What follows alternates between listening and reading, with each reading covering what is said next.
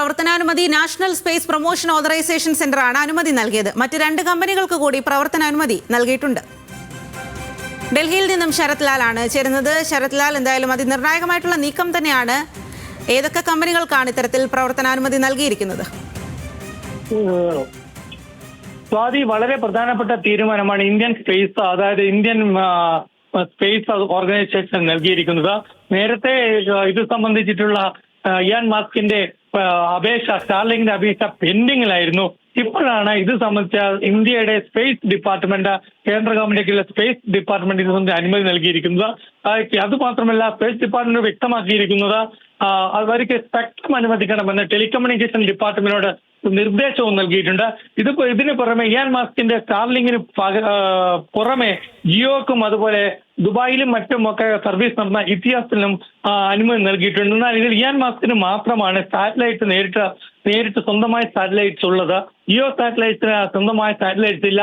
സ്വാഭാവികമായിട്ട് ജിയോയുമായിട്ട് സ്റ്റാർലിങ്ക് സഹകരിക്കുമോ എന്നാണ് ഇനി നമുക്ക് കണ്ടറിയേണ്ടത്. നിലവിൽ 135 രാജ്യങ്ങളിലാണ് സ്റ്റാർലിങ്കിന്റെ സർവീസ് ഉള്ളത്. അതായത് സാറ്റലൈറ്റ് നേരിട്ട് തന്നെ മൊബൈൽ ഫോണിലേക്ക് വിളിക്കാനും അല്ലെങ്കിൽ ഡാറ്റ കൈമാറ്റം ചെയ്യാനുള്ള ഇന്റർനെറ്റ് സൗകര്യം ഒരുക്കുന്ന ഒരു പദ്ധതിയാണ് സ്റ്റാർലിങ്കിൻ്റെത്. അതുകൊണ്ട് തന്നെ ഈ നിലവിലുള്ള കേബിളും അതേപോലെ തന്നെ നിലവിലുള്ള ഒപ്റ്റിക്കൽ ഫൈബറും ഒക്കെ അപ്രസക്തമാവുന്ന ഒരു തീരുമാനത്തിലാണ് കേന്ദ്ര സർക്കാർ എത്തിയിരിക്കുന്നത്. ഇതിന് കേന്ദ്ര സർക്കാർ വെച്ച ഉപാധികളൊക്കെ സ്റ്റാർലിങ്ക് അംഗീകരിച്ചിട്ടുണ്ട്. അതിൽ പ്രധാനപ്പെട്ട ഉപാധി എന്ന് പറഞ്ഞാൽ ഇന്ത്യയിലെ സർക്കാരിന്റെ അനുവദിക്കുന്ന സ്പെക്ട്രത്തിൽ കൂടിയ സ്റ്റാർലിങ്ക് അനുവദിക്കാൻ പാടുള്ളൂ. ഇന്ത്യൻ നിയമങ്ങൾക്ക് അനുസരിച്ച് മാത്രമേ ഡാറ്റ അപ്ലോഡ് ചെയ്യാനും അതുപോലെ ഡാറ്റ സംപ്രേഷണം ചെയ്യാനും പാടുള്ളൂ. ഇത്തരത്തിലുള്ള കർക്കശമായ നിബന്ധനകളാണ് ഇന്ത്യൻ ടെലികോം വകുപ്പും ഇന്ത്യൻ സ്പേസ് അതോറിറ്റിയും നൽകിയിരിക്കുന്നത്. ഏതായാലും അടുത്ത നവംബറോട് കൂടിയിട്ട് തന്നെ സ്റ്റാർലിങ്ക് ഇന്ത്യയിൽ യാഥാർത്ഥ്യമാകും എന്നാണ് നമുക്ക് ഇപ്പോൾ ലഭിക്കുന്ന വിവരം.